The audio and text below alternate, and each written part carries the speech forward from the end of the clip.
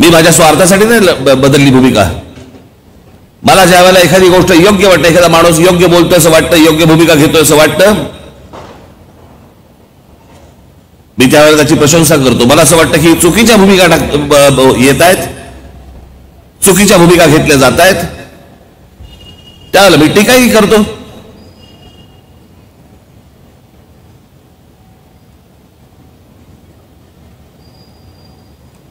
मध्यंतरी ज्यावेळेला नरेंद्र मोदी ज्यावेळेला मुंबईमध्ये आले होते त्यांच्या व्यासपीठावर मी सांगितलं होतं ना, त्यांच्या समोर बोललो होतो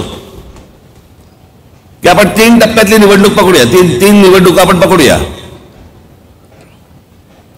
2014 ते 2019. 2014च्या आधी या देशामधला पहिला माणूस मी होतो की ज्याने सांगितलं होतं की या देशाचे पंतप्रधान नरेंद्र मोदी व्हावेत. 2019ला निवडणूक झाली, आपलं 14ला निवडणूक झाली. माझ्या ज्या अपेक्षा होत्या या सगळ्या याच्यामध्ये किंवा ज्या प्रकारच्या गोष्टी किंवा त्यांनी सांगितल्या होत्या त्याच्या बरोबर विरोधात गोष्टी सुरू झाल्या. आपल्या समोर जे चित्र उभं केलं होतं ते पंतप्रधान झाल्यानंतर ते मला पूर्ण होताना दिसेना, वेगळ्याच गोष्टी यायला लागल्या. नोटा काय बंद होत आहेत, पुतळे काय उभे राहत आहेत. काँग्रेसच्या काळामध्ये ज्या ज्या योजनांना विरोध केला होता यांच्या काळामध्ये जर समजा त्याच योजना येणार असतील मग त्याला विरोध का केला होता. जर काँग्रेसच्या काळामध्ये जर सिलेंडर महाग झाले होते तर मग यांच्या पुढच्या काळामध्ये सिलेंडर जास्तीत जास्त अजून कसे काय महाग झाले. काँग्रेसच्या काळामध्ये जर समजा महागाई होती मग त्या पहिल्या अजून महागाई कशी काय वाढली. या सगळ्या गोष्टींचा विचार करता म्हणून मी विरोध करत होतो. त्याला अनेक अजून पण पैलू आहेत, त्याला अजून अंग आहेत.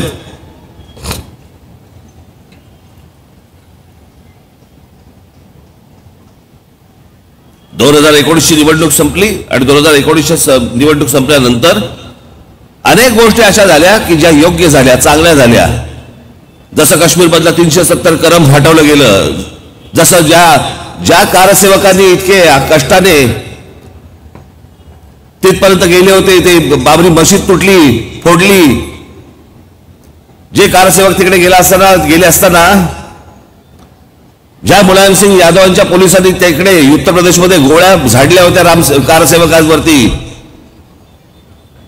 अनेक कारसेवक त्याच्यामध्ये गेले. त्या मला अजूनही डोळ्यासमोर आहे ते चित्र. त्या शरयू नदीमध्ये अनेक ती प्रेत पडली होती. त्या कारसेवकांच्या आत्म्याला शांती मिळाली ते राम मंदिर बांधल्यानंतर.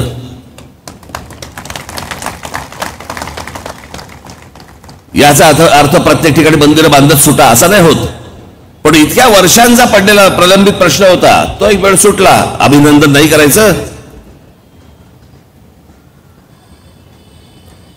चांगल्याला चांगलं म्हणणं आणि वाईटाला वाईट म्हणणं, पण त्याच्यामध्ये तुमचा स्वार्थ असता का नाही. माझा कोणता स्वार्थ होता.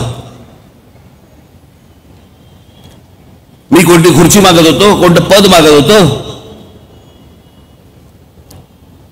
तुमचा स्वार्थ नसताना जर चांगल्याला चांगलं आणि वाईटाला वाईट म्हटलं तर त्याला भूमिका बदलणं नाही म्हणत.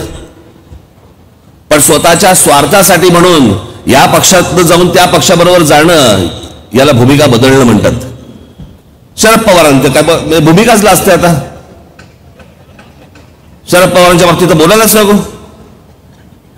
त्यांचं अख्खं राजकीय